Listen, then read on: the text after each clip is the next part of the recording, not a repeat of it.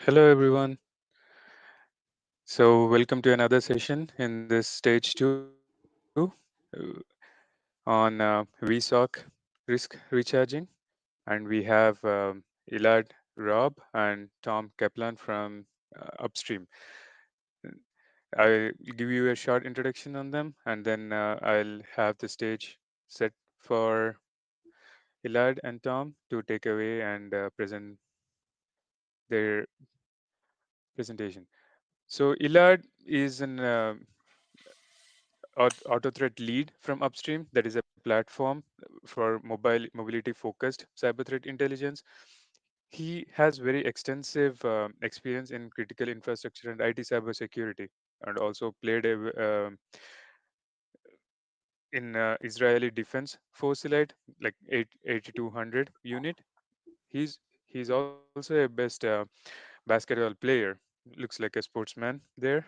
And we have Tom Kaplan. He is the director for data analytics at Upstream Security. He oversees data strategies for various cybersecurity use cases and previously led data-driven projects in Israeli defense forces as well. So he's a lead singer of the Upstream band and a CrossFit enthusiast. Looks awesome.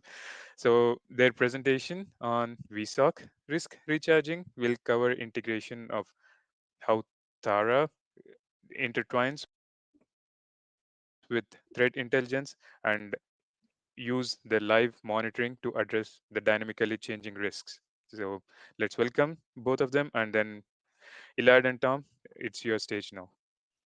Thank you, Krishna. Thank you very much. I'm not sure who's the best basketball player between us, but everyone, good morning and good evening, depending on where you are now. I hope you can hear me well. I have some good news and some bad news. The good news is that we know it's been a very long day for all of you and for us as well, I guess. And we don't want to, we won't use the entire time allocated to this session. So that's the good news. But the bad news is that it's going to be hopefully a very interesting session, and you will need to harness some of the attention you've got left. And by that, I'm Tom, Director of Data Analytics Upstream, as been said before. And today with me, we have Elad. Hi, everyone. My name is Elad. I'm the Director of Cyber Threat Intelligence here at Upstream. To start off, this year we decided to share a new concept we call at Upstream automotive risk recharging. It's based on our ongoing experience from cybersecurity engagements with various OEMs in the ecosystem. We're going to talk about Terra, threat intelligence, and real time detection that constantly need to feed and empower each other.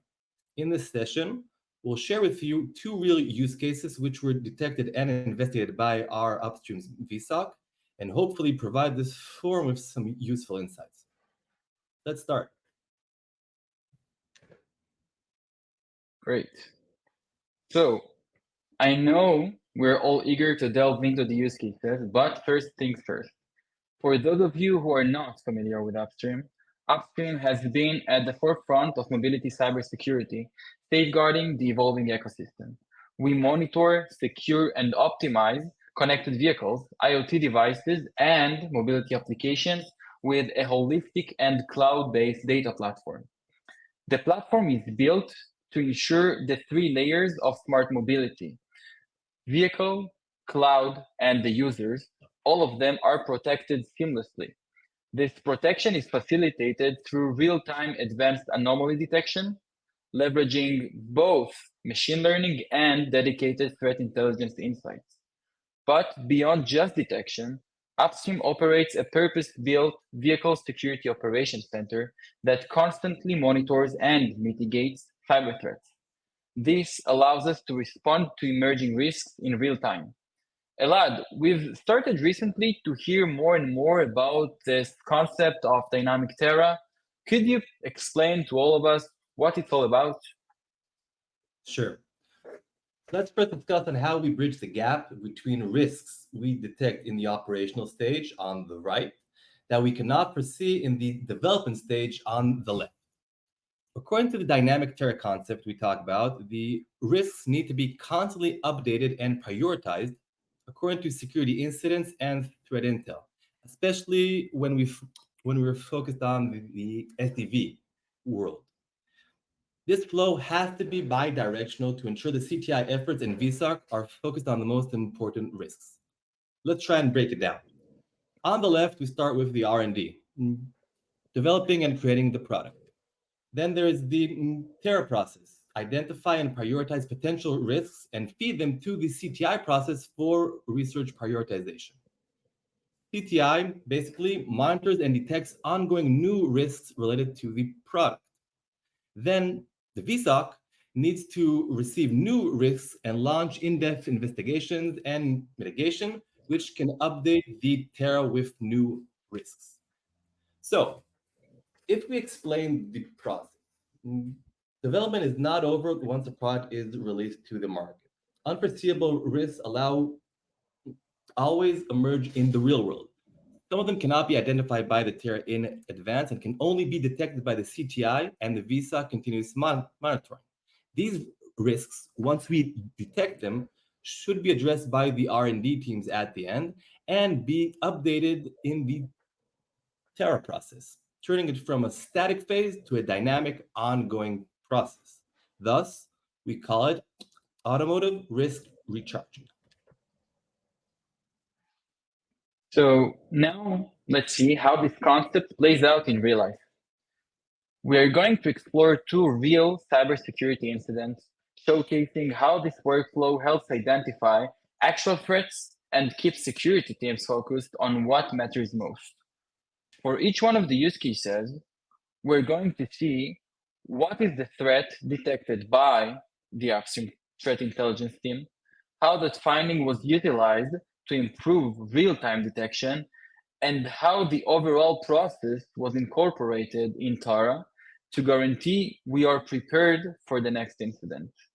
So I'm done with the introductions. Elad, please take us through the first use case. Sure.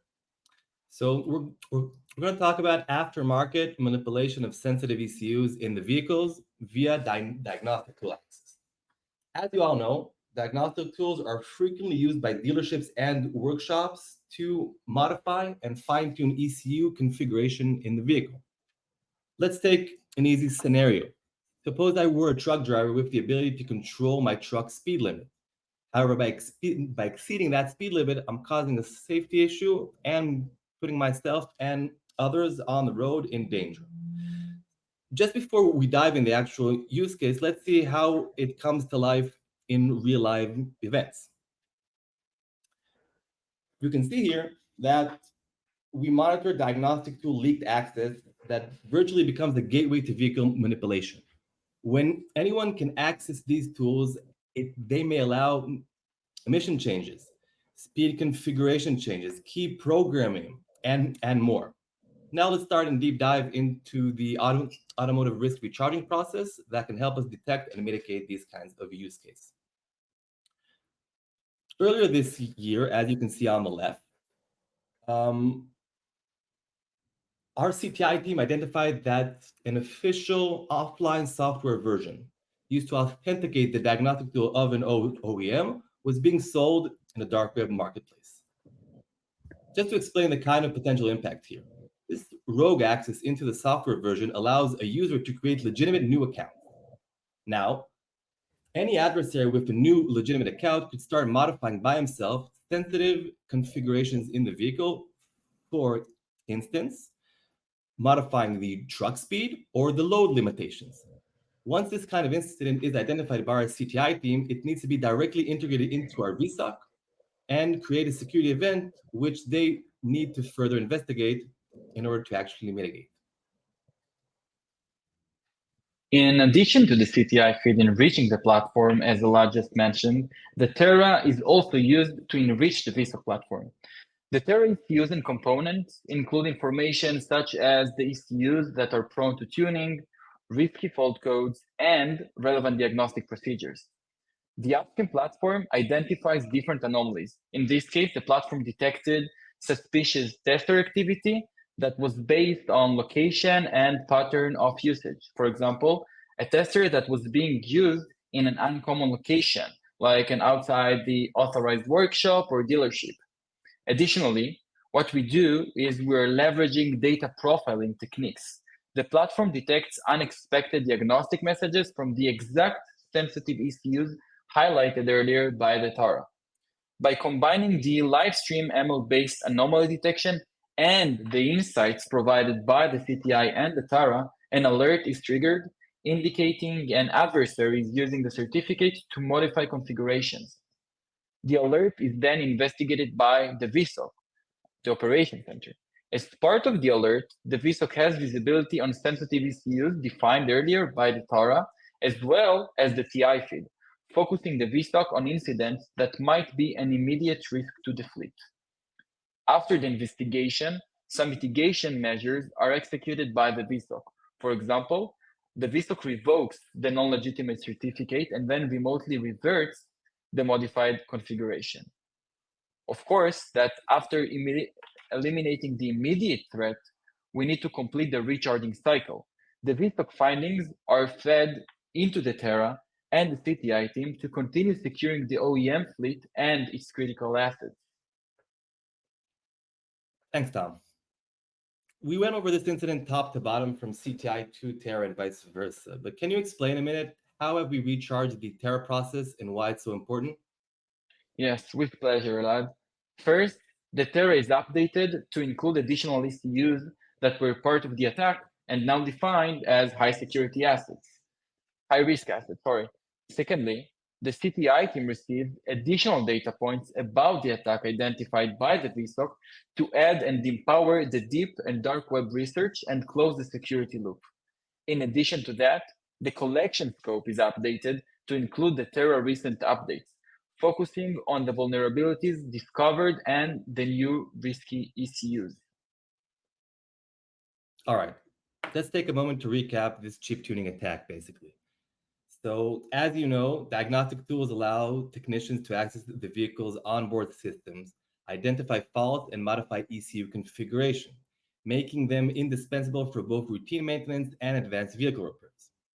Therefore, unauthorized individuals gaining access to this kind of rogue diagnostic tool, which could have led to dangerous modifications to the vehicle ECU, will impact safety features such as speed limit. The vSOC here in this case quickly detected abnormal tester activity, combining with intelligence from the threat intel and Terra risky asset integration. The team responded by revoking the tool's access and restoring the original configurations. These kind of findings were then fed back into the Terra process, enhancing prevention of similar attacks in the future as well, recharging the whole automotive process. Perfect. And you see here a spoiler for our next use case. But before that, I just want to highlight a key takeaway from the first incident, which, in my opinion, the ability of the vSOC, CTI, and Tara to integrate together seamlessly to not only resolve the immediate threat, but to ensure that it does not happen again. And now we are ready to deep dive into another domain and talk about a charging infrastructure use case. Elad? Sure. Um, let's first understand the EV threat landscape, and then we'll discuss about a CV that affects the EV charging station at the end. In the physical world, the CVSC is connected and can affect the EV of the OEM and the charge point operator, the CPO. Both OEM and CPO would need this case mitigated, and with the automotive risk recharging process, close the loop, updating their Terra process. One more thing we need to look at are EV attack vectors. In this case, we'll talk about attack scenarios that are highlighted in red, especially, for example, the compromised EVSC2 vehicle. An EVSC that is compromised attacks the EVCC, the EV communication controller, and from there can attack ECUs in the vehicle. A compromised station can eventually inject malicious code into the vehicle. And just before we dive in, like we saw last time on the diagnostic tools, these are real cases. You can see that use cases and attack methods are occurring as we speak. Just on the automotive CTIN, which I'm in charge of, and we focus on at Upstream, we've seen a 40% rise in cyber events against EV charging stations and providers in 2024 compared to 2023, and we're still counting. Now let's dive into the actual use case here to see how automotive risk recharging works. The incident begins with a CV that was published earlier this year. Our TI team highlighted the CV as critical for some of our monitored assets. Not only that, but as a spoiler, we also find running exploits by threat actors in the deep and dark web. What does this exploit actually do? It enables a potential attacker to execute unauthorized commands remotely on a charging station controller, and that is specifically produced by an EVC manufacturer. By exploiting it, it could be the first step in disabling the charging infrastructure, or, like I showed, attacking vehicles connected to the station. I know we all remember by now that the vSOC acts as the front line for detecting and mitigating cyber threats. In the case of the charging stations, once our CTI team flagged the CVE related to remote command execution, it immediately created an event on the Upstream platform, enriching and tuning our monitoring parameters to be more sensitive and detect anomalies specific to the relevant controllers. Using our empowered detection engine, we were able to identify abnormal patterns across multiple charging stations in the same area. Recognizing the threat, the vSOC quickly moved to deactivate the affected stations, preventing any further exploitation. But it did not stop there. A predefined automated workflow was triggered, ensuring that the charging station software was remotely updated, mitigating the vulnerability before it could spread any farther. And now, as always, after the deactivation and patching, the next step was, of course, updating our Tara. The specific charging station controller models that were part of this attack were updated in our Terra as high-risk assets, ensuring that they received heightened monitoring in the future. Additionally, an over-the-air update campaign was initiated to patch all potentially vulnerable models across the entire infrastructure. The way we see it, a key lesson from this incident is the importance of real-time feedback in cybersecurity. No static solution can keep up with today's evolving threats. By integrating again the CTI, vSOC, and Terra, we ensure that every vulnerability not only gets mitigated, but informs future defense strategies. Thanks, Tom. Let's take a minute to recap this use case as well. In this CV triggered use case, our CTI team flagged out the CV and found exploits. And based on this intel, our vSOC extended monitoring and detected live security anomalies in the charging station. The immediate response was to deactivate the charging stations and patch the vulnerabilities. Then, the Terra was updated to include the affected models as high-risk assets. This closed the loop on the incident for the CPO and the OEM side and ensured that future vulnerabilities would be detected and mitigated faster.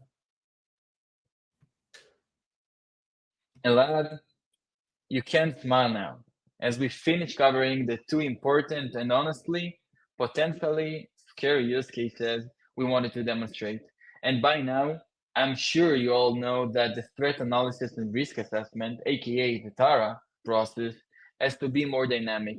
It's no longer just about identifying risks at the development stage, but continuously updating and reprioritizing them based on live security monitoring and threat intelligence. The dynamic Terra feeds real-time data back to R&D teams, ensuring that the development does not stop at the product release. But before we wrap up this session, during the preparation for the session, we really contemplated on what is the message we want to convey to this audience. Elad, what is your message? So I come from the operational threat intel side, and I want to talk about a broader concept, and that's adapting an operational state of mind. Cybersecurity is not a matter of if, especially in the automotive ecosystem. I've seen it through these past years, and especially this year with automotive attacks everywhere on the whole supply chain. So it's not a matter of if, it's a matter of when. We actually recommend starting with monitoring your assets and then simulating how you would respond when detecting an actual attack. And it doesn't have to be a doomsday attack. These examples we just demonstrated are attack scenarios that we detect on a constant basis, basically on a weekly basis. This kind of state of mind will help your teams to reduce response time, mitigate, and sometimes will be the difference between being hacked or not, being in the news or not, and actually, let's say, safeguarding your products in an ongoing process. How about you, Tom? Yeah, you convinced me. What can I say? I'm coming from a slightly different angle as someone that is deeply involved in data. I really want to emphasize the critical importance, in my opinion, of seamless data integration across all systems. In the complex landscape of automotive cybersecurity, as you just mentioned, the effectiveness of securing the vehicle lifecycle relies not just on individual security measures, but on how well they communicate and share information between each other. A lack of integration can make it harder to detect threats in real time, leading to delayed mitigation responses and severe impact. The specific platform or tool you use matters less than ensuring that the data flows freely and efficiently between the systems. By integrating data from diverse data sources, such as threat intelligence, real time monitoring, and risk assessments, you create more comprehensive view of the threat landscape. This holistic approach enables faster, more accurate decision making. It reduces the blind spots, and of course, it strengthens the ability to respond to the emerging risks. In short, by prioritizing data integration and synergy, you unlock the full potential of the security loop, enabling teams to act more swiftly and effectively. And that's a wrap from our side.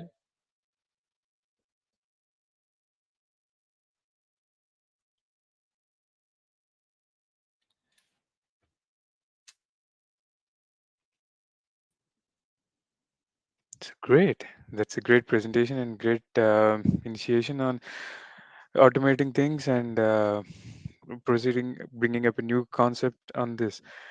So I have two questions. So if you are ready, I'll project it on the screen. So the first question is, what is Upstream's best practice for implementing a vSOC? So I'll take it. That's a great question. Would you take it or me? No, it's fine. I'll take it. It's fine. Perfect. Close it a bit. So you need to focus on the areas with the highest risk and impact and choose a solution that will enable you to scale up your operation to cover additional threats that are ongoing. Just to clearly demonstrate a bit how it works at Upstream. Many OEMs begin with other solutions that are easier to actually implement, API security based or the auto threat intelligence, deep and dark web, as let's call it leaner projects that help them tackle significant risks and get visibility into the threat landscape. Basically, who is attacking them and how. Now, after these kinds of initial experiences, they usually use or come to use our flexible platform to expand their security coverage. In that phase, they start onboarding vehicle telematics or IDS data to actually monitor real-time cyber incidents, real-time incidents that are occurring on the vehicles themselves. So start small, gain visibility into the risk landscape against your vehicles, and then upload vehicle data into our platform. It could be telematics or IDS. At the end, our vSOC is the one that is monitoring all of these alerts. Great, great. Yeah, that's very, yes, it's important too. So thank you. And I have another question. So it seems that automation plays an important instrumental role in the automotive risk charging loop. So, how can automation be effectively implemented in dynamic risk analysis, especially considering the constantly evaluating threat landscape? I love this question. I really love it. I'll take it. So I think that automation and hyper automation play a crucial role in handling the massive data volume and keeping pace with the evolving threats. And I want to come up with maybe some ideas um, to and ways to implement the automation properly in your product. So, in my opinion, OEMs should continuously automate their threat intelligence feed and integrate it to the live monitoring platform so that they can keep updating risk profiles and focus their vSOC team and their continuous monitoring based on the latest threats. If the first step was done correctly, we should be able now to correlate and prioritize alerts based on risk scores and the context that derived by both Terra, if it is integrated properly, and the TI findings. And lastly, and of course, more importantly, once you have meaningful alerts, is automating the incident response process. It will really help us to streamline workflows for faster and more consistent response to incidents. And by that, we can keep mitigating threats fastly and swiftly as they appear. Great. Yeah. A streamlined way will always help in an effective way to reduce risks or address risks. That's wonderful. Yeah. So, I to do have another. your point, go ahead. Yeah, no, I still have another question. I can try and answer it a bit. It's not exactly what we just talked about, but I have some experience on that if we have time. Yeah, sure. So, the question is, what strategies can be implemented to safeguard the extensive private data collected by connected vehicles, and how can manufacturers obtain informed consent from users for data collection and usage? So, So we're coming, of course, from the automotive ecosystem. In the automotive ecosystem, basically, what's becoming a software-defined vehicle, subscription-based. There's a lot of data. Not every piece of data is PII. We've seen it, and I see it from the threat intel part, though. We've seen drivers, consumers, express feelings on, on one end, you get this amazing product, but at the other end, you need to release data of yourself, where you're driving, how you're driving, etc. Now I can say regarding detection on our platform, let's say, it's not about who is driving, it's about what the vehicle is sending back and how it looks, if it looks dangerous or if it looks not the way data is supposed to flow. In general, when I look at companies, first off, it's about data encryption. You need to use end-to-end encryption and showcase the client or end consumer that you're protecting its data, both at rest and in transit, basically. It has to be by design, let's say, and part of your data governance and then access control, part of the ISOs we work with as well.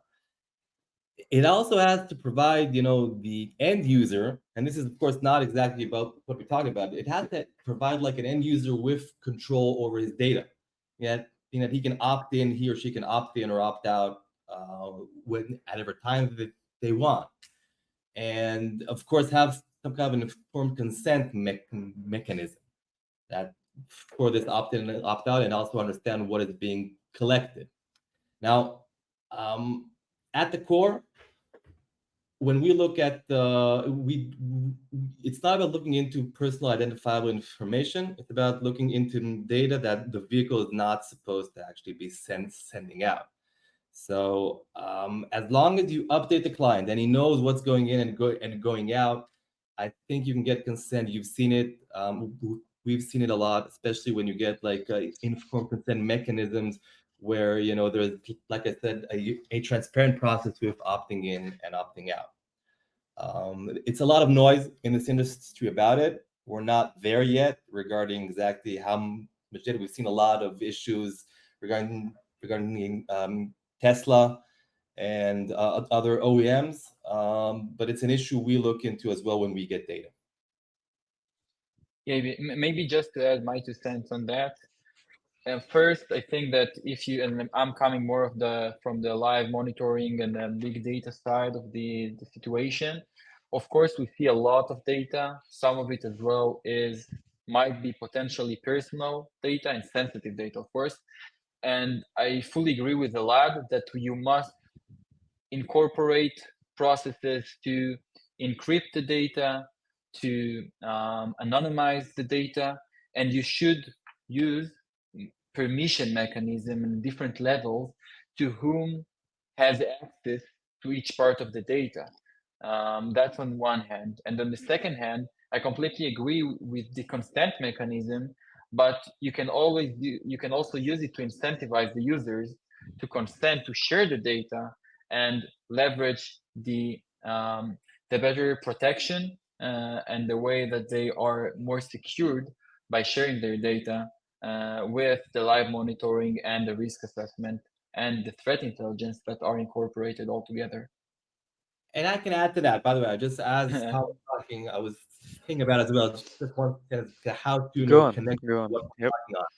At the end, it's about security patching as well, because you want your data to be secure, although it's a vehicle, of course, but at the end, there is PI there and data that might be personal.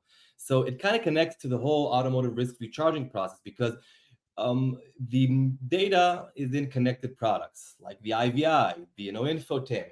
It's conveyed in the telematics unit at the end that is connected to the internet or to 5G, 4G, etc. It flows through the gateway. Automotive players, especially OEMs, also tier ones, need to safeguard those products not only because of course safety and security issues. It's also about data and making sure that there's no flow of data coming out that does not have to be out there of your actual consumers.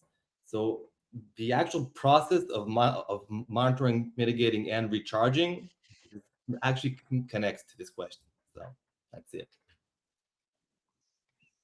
Yeah, that's great. That's great. Yeah. So during your discussions, you have mentioned it's not of if, but it's when on a cybersecurity threat or risk, right? So I hear in all the cybersecurity specialists and everyone saying the cybersecurity protection what we are doing is a insurance rather than a it's like an upcast that you are protected for the future events. It's part of it. So it relates to when. Yeah. Okay. So any more questions from this audience? Okay. All right. Looks like we don't have any more questions, and it's a great presentation from Elad and Tom. So you can always reach out to them on their emails that are shown on the screen. And thank you, Tom and Elad. Thank you very much. Thank you for the presentation. Thank you very much, guys. Yeah. It was a Thank pleasure. you, Bye all bye. the audience, for joining. Yep. Have a great rest of the I day. pre- you too all. Bye bye. Bye.